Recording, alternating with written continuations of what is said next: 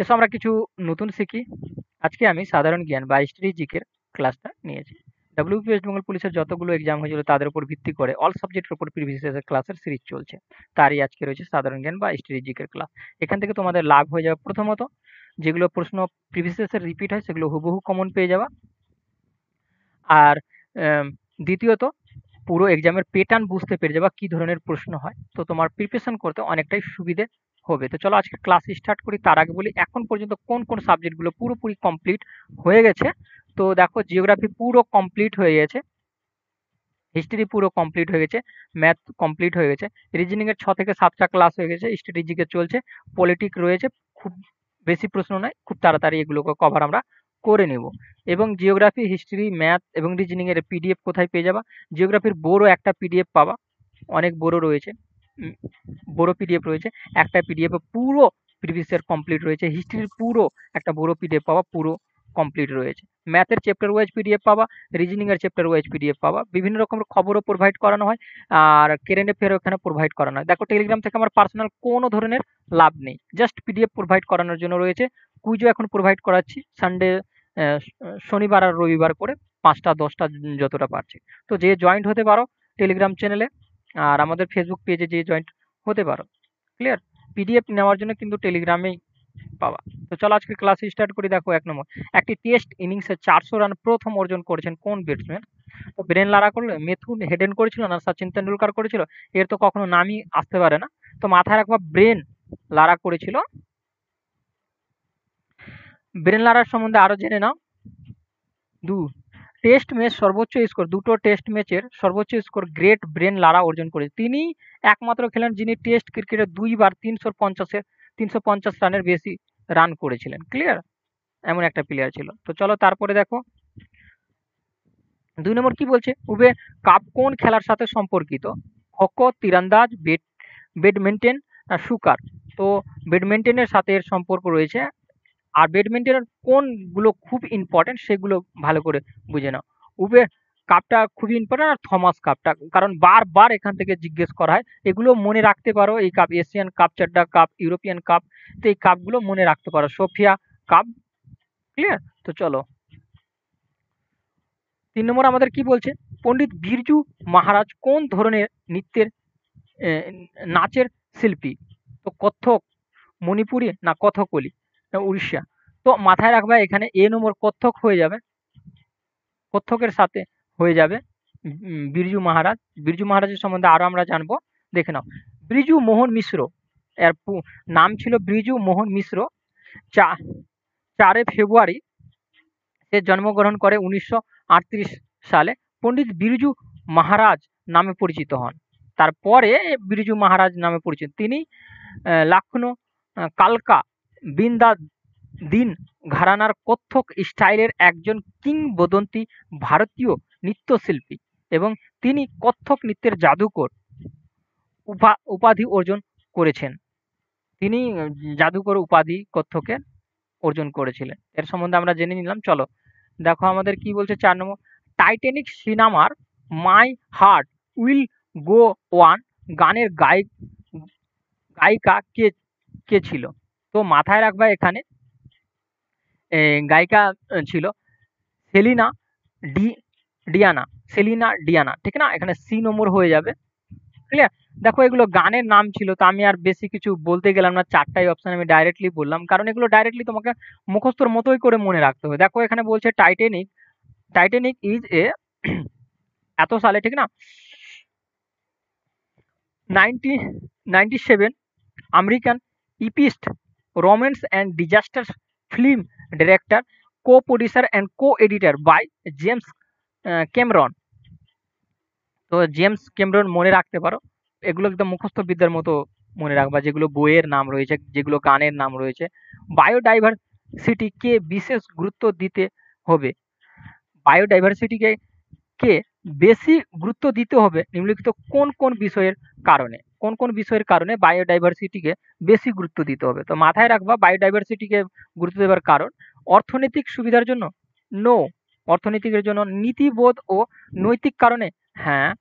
রাজনীতিক কোনো কারণে আমরা গুরুত্ব দেব না, বৈজ্ঞানিক কারণ গুরুত্ব দেব না, পরিবেশগত সুবিধার জন্য, পরিবেশগত সুবিধার জন্য একটা, আর নৈতিক বিদ্যা ও নীতির কারণে, নৈতিক বিদ্যা আর নীতির কারণে আমরা এদেরকে বেশি করে ফেভার দেবো, সেই প্রশ্নটাই এখানে বলা হয়েছিল। ক্লিয়ার? তো এখানে হয়ে যাবে আমাদের কি ডি নম্বর রাইট হয়ে যাবে। চলো নেক্সট দেখো কি বলছে 6 নম্বর, কে সেই শিল্পী যার এ মেরি অতন কি লোগো গানটি শুনে, এ মেরি বতন কি লোগো গানটি শুনে পণ্ডিত জওহরলাল নেহরুর চোখের জল না ফেলে পারেনি, চোখের জল না ফেলে পারেনি, মানে চোখের জল থেমে রাখতে পারেনি বা চোখের জল ফেলতে হয়েছে এরকম কিছু, ঠিক না? এরকম করেই লেখা ছিল, সেখানে সেম ভাবে তোলা হয়েছে, ঠিক না? চলো এখানে বলছে আশা ভোসলে, লতা মঙ্গেশকর, নূর জাহান, গীতা দত্ত। তো এর মধ্যে কে ছিল? লতা মঙ্গেশকর ছিল। এর দেখো হিন্দি ভার্সনটা পড়ো, দেখো এ মেরি ওতন কে লোগো, হিন্দিতে দেখো এ মেরে বতন কে লোগো। আচ্ছা, এ মেরে বতন কি লোগো যে গানটা রয়েছে আমাদের, সেই গানটা কার ছিল? লতা মঙ্গেশকর ছিল। এর পুরো হিস্ট্রি জেনে নাও। হিন্দি ভাষা রচিত এই দেশত্ব বোধক সঙ্গীত গানটির গীতিকার হলেন কবি প্রদীপ এবং সুরকার হলেন শ্রী শ্রী রামচন্দ্রন। গানটিতে কণ্ঠ দিয়েছেন লতা মঙ্গেশকর, মানে গেয়েছিল কে? লতা মঙ্গেশকর। কণ্ঠ দিয়েছিল কে? লতা মঙ্গেশকর। এই গানটা শুনেই কিন্তু পণ্ডিত জওহরলাল নেহরু নিজের চোখের জলটাকে ধরে রাখতে পেরেছিল না, এটাই কথা ওখানে বলা হয়েছিল। এ ব্রিফ হিস্ট্রি অফ টাইম এর রচয়িতার ওপর বই, এর এর বই মানে এ ব্রিফ হিস্ট্রি অফ টাইম এর রচয়িতার ওপর বইটার নাম কি ছিল সেটা চাইছে। তো এখানে দেখো, এখানে 4টি বইয়ের নাম রয়েছে।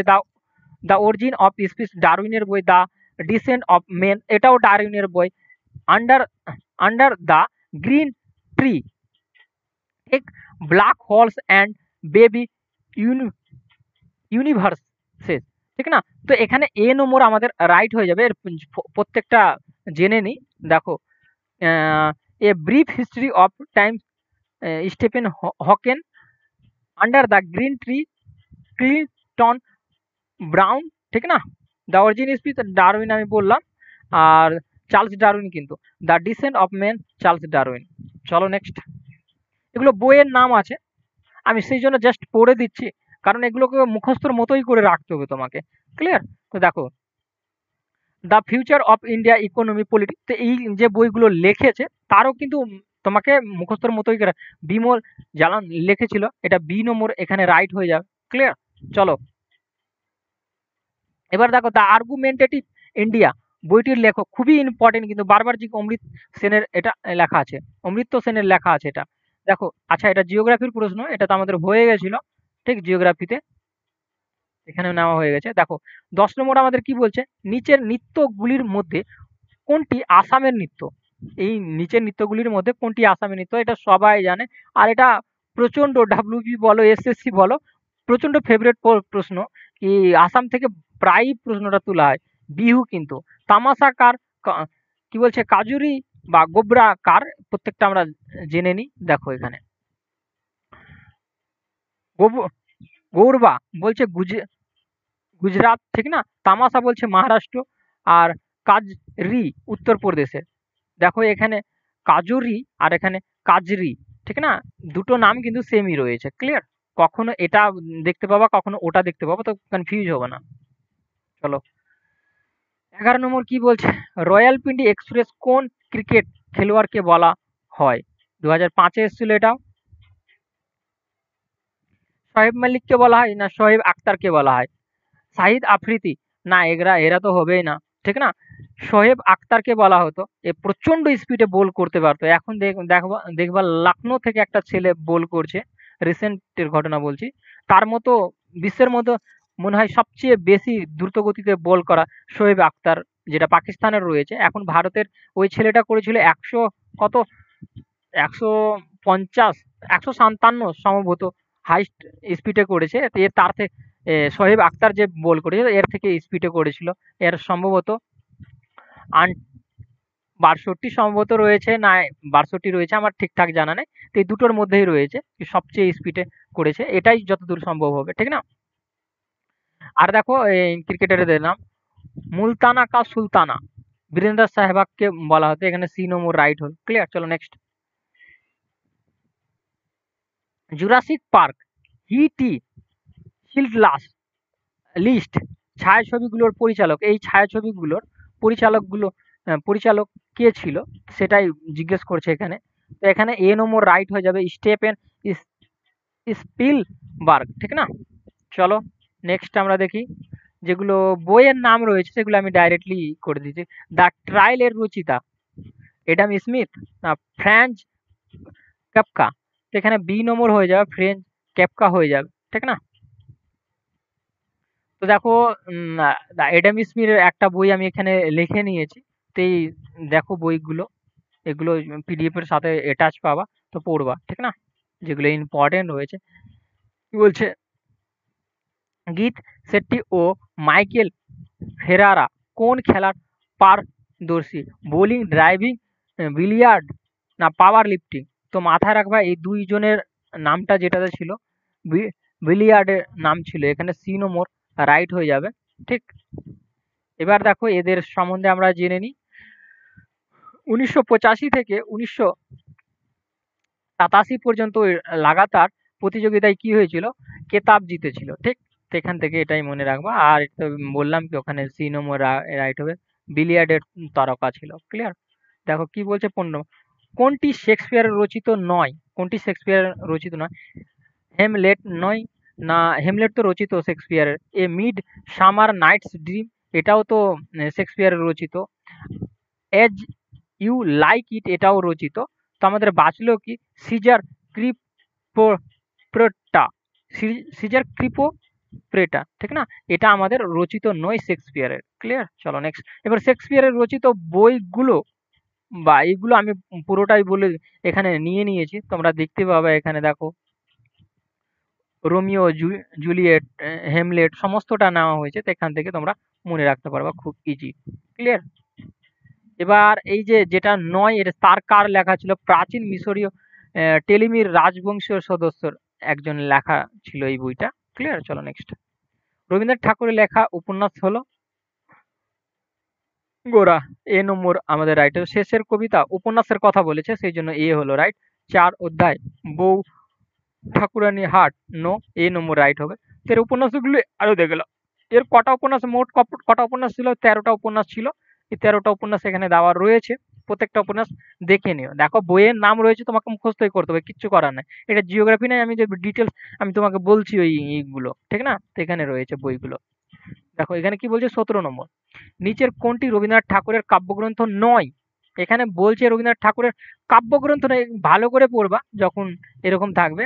কাব্যগ্রন্থ নয় বলেছে। কি বলছে?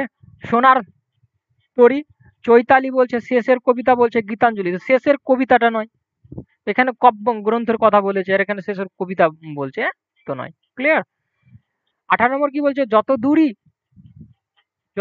দূরই যায় কাল মধুমাস, যত দূরই যায় কাল মধুমাস, যারে কাগজের নৌকা ইত্যাদি কে লিখেছিলেন? তো মাথায় রাখবা ইত্যাদি শক্তি চট্টোপাধ্যায়, নবনীতা দেবসেনা, শঙ্কু ঘোষ না সুভাষ মুখোপাধ্যায়? তো এখানে মাথায় রাখবা সুভাষ মুখোপাধ্যায়, ক্লিয়ার।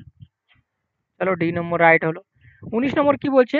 কোন সালে একজন ভারতীয় ক্রিকেটার টেস্ট খেলার খেলার এক ইনিংসে ৩০০ রান করেছিল? ৩০০ রান করেছিল এক ইনিংসে। তো ২০০৪-এ করেছিল বীরেন্দ্র সেহবাগ, সি নম্বর ৩০০ রান করেছিল, ক্লিয়ার। কি বলতে চাইছে এখানে ২০ নম্বর, কোন ছায়াছবিটি ঋতুপর্ণা ঘোষের পরিচালিত? তো আচ্ছা পরিচালিত নয় বলেছে এখানে, কোনটি ঋতুপর্ণা ঘোষের পরিচালিত নয়? তো এখানে চোখের বালি রয়েছে, এগুলো তো রয়েছে, এই তিনটাই রয়েছে ঋতুপর্ণা ঘোষের পরিচালিত। আর কি বলছে, আবার অরণ্য, এটা কিন্তু ঋতুপর্ণা ঘোষের নয়। দেখো বইগুলোর নামে বারবার করে বলছি, মুখস্থ করতে হবে, কিচ্ছু করার নেই। আমি জাস্ট দেখো পড়ে আমি শুনিয়ে দিচ্ছি, তোমাদেরও একটু কিরকমই অনুভূতি হতে হবে। কি দেখ আমি ডাইরেক্টলি পড়ছি আর শুনিয়ে দিচ্ছি, কিছু করার নেই। এগুলো স্ট্র্যাটেজিকে এইভাবেই করে পড়তে হয়, মুখস্থর মতোই করে তোমাকে মনে রাখতে হবে। কোনো যদি টেকনিক থাকে তোমার কাছে তো খুবই ভালো। দেখো Netaji Subhas Chandra Bose the forgotten hero চলচ্চিত্রের পরিচালক কে? এই যে সুভাষচন্দ্র দ্য ফরগেটেন হিরো যে চলচ্চিত্রের পরিচালকটা কে ছিল? তো সেম বেনে গাল ছিল এর পরিচালক। ঠিক এ নম্বর রাইট এখানে। এবার দেখো 22 নম্বর কি বলছে, 2004 অলিম্পিকে ভারতের পক্ষে এককভাবে প্রথম রৌপ্য পদক, সিলভার পদকের কথা, রৌপ্য পদক কে লাভ করেছিলেন? তো রাজ্যবর্ধন সিং রাঠোর এই 2004-এ সিলভার পদক, রৌপ্য পদকটা জয় করেছিলেন। ক্লিয়ার? এটা লাস্ট হচ্ছে সম্ভবত, দেখো। আর 2005-এর এটা নেওয়া হয়েছিল প্রত্যেকটা প্রশ্ন যেগুলো ছিল। তো অনেকটা বইয়ের নাম ছিল আগে, প্রায় বইয়ের নাম জিজ্ঞেস করতো। তো বইয়ের নামগুলো ডাইরেক্টলি মনে রাখবা বা লেখে নিবা, যতগুলো বই হলো এর পিডিএফ পেয়ে যাবা, তখনও লিখে নিতে পারো, পিডিএফ থেকে পড়তে পারো যে বইগুলো আমি নিচে লিখেছিলাম। কি দেখো কি বলছে, দা নেম শেখ উপন্যাস রচিত, কার এটা রচিত ছিল? ঝুমা লাহিড়ীর রচিত ছিল। ঝুমা লাহিড়ীর রচিত ছিল। তো এখানে সি নম্বর রাইট। তো আজকে এখানেই থাকুক। 2005-এর যতটা ছিল সমস্তটা এখানে নেওয়া হয়েছিল। এবার 2006-এ নিব, তারপরে 2008-এ নিব, 2013 নিব, এরকম করে আগে বাড়তে থাকবো, দেখবা পুরো কমপ্লিট হয়ে যাবে, পুরো পিডিএফও পেয়ে গেছো। দেখো আমার পার্সোনালি তোমাদের সাথে একটা কথা শেয়ার করি, যারা লাস্ট পর্যন্ত দেখছো, আমার স্ট্যাটিস্টিকে কোনো সাবজেক্ট নেই, আমার খুব ইন্টারেস্টও নাই। জাস্ট আমি সেই জন্য পড়ে পড়ে চলে যাচ্ছি। হিস্ট্রি আমি পড়াই, জিওগ্রাফিও আমি পড়াই, পলিটিকও পড়াই, বাট আমি স্ট্র্যাটেজিকে কোনোদিন আজ পর্যন্ত পড়াইনি। জাস্ট সেই জন্য আমি ডাইরেক্টলি পড়ছি আর ডাইরেক্টলি বলছি। তো তোমাদের একটু আনমনা লাগতে পারে, বাট যেহেতু পুরো প্রিভিয়াস ইয়ার করাচ্ছি, তো এটাও আমি অল্প অল্প করে করিয়ে দিচ্ছি ডাইরেক্টলি করে, ঠিক না? তো থ্যাংক ইউ, এইটুকুই ক্লাস আজকে ছিল। চলো পরবর্তী ক্লাসে দেখা হবে।